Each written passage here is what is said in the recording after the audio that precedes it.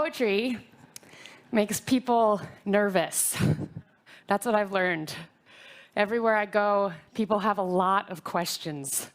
Like, how long should it take to write a poem? Or what happens if you get writer's block? So I tend to tell people that poetry is like pooping. If there's a poem inside you, it has to come out.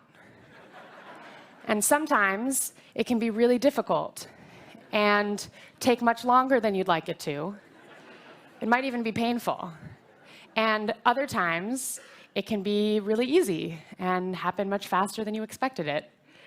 But either way, it is important, and you feel so much better when it's done. This explanation of poetry is a real hit with middle school boys, I can tell you that. And yes, it is certainly silly, and perhaps even a little bit vulgar. And although I usually mean it in mild jest, it's also pretty helpful for me. Whenever I travel to schools and colleges to perform and teach spoken word poetry, I always meet people who say, oh, I don't like poetry, or I don't get poetry, or poetry is just not for me. They've been led to believe that poetry can only be written by certain types of people, for certain types of people, about very specific subjects. Part of what I try to do in schools is take poetry off of a pedestal and make it a little bit more approachable and accessible. There's nothing more universal than some good scatological humor, but what I'm really trying to do is reshape the frame in which we think about poetry so that it's less distant and sacred and more human, because I think it makes it easier for us to feel like poetry belongs to us, is for us, is from us. And even if it means having to be a little silly or cheeky, I think it's worth it, because I want to welcome people into poetry, especially people who have previously felt unwelcome. I want to celebrate anybody who is trying to make sense of the world through poetry the way I try to make sense of it. In 2011, when my TED Talk went online, something amazing happened. Through the incredible influence of TED and the widespread reaches of the internet, people all around the world saw that talk and reached out to me with excitement and curiosity about spoken word poetry. And it is without an ounce of exaggeration that I say my whole world changed. Probably the most substantial evidence is the way that I've been able to share poetry farther and farther away from home.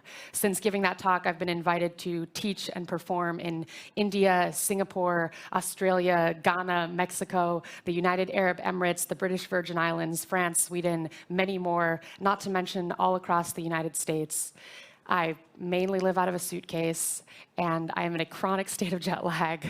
I'm also really lucky. And I am just one poet and teacher.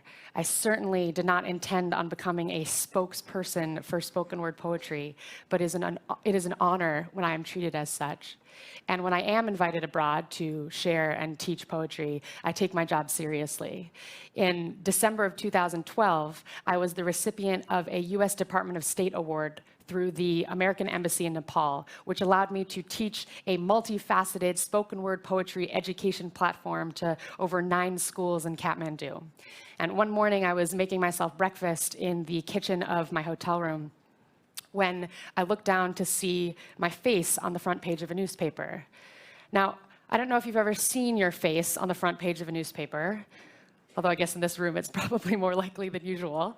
But it had certainly never happened to me before, and it's very alarming. And so I started to investigate because I couldn't figure out how this had happened. And then I slowly recalled that a few days previous, there had been a young woman who had stayed after my show to ask me some questions. But because she was so young, I had just assumed that she was asking me questions for her school newspaper, not the largest English-speaking newspaper in Kathmandu. But that must have been it, because there was this big photo of me and this glowing review underneath. And I was so thrilled, I couldn't wait to call home and tell everyone about it. And when I got to the bottom of the article, it said, "Turn to page 7 for exclusive interview." I turned to page 7, and I saw that they had titled the article, "For the Love of Words," and I was beaming with pride. And you know how in newspapers, underneath the headline, they'll always give you one line that is to make you want to read the rest of the article. So right underneath "For the Love of Words," it said, "Poetry is like pooping." If there's a poem inside you, it has to come out. Sarah K. So I called home and said, well, good news, bad news. And Mom said, oh no, you and that potty mouth. But there is a phenomenal poet and a dear mentor of mine and fellow potty mouth by the name of Kristen O'Keefe Aptowicz. And she has this beautiful poem about women writers that I think about all the time. And the very last line of her poem, she says, I say into the phone, Mom, it's hard sometimes to know if you're making any difference at all. And Mom says, baby, don't you know how lucky you are? They used to burn women like you. Bust down any door you have to and bring in everyone you can right after. You got a voice, right? Well then, use it.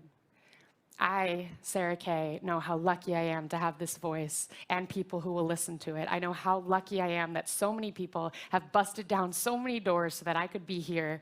And even though this moment, this precise talk, might not be exactly what those people were envisioning, I promise I will continue holding open doors and welcoming in everyone I can. Thanks.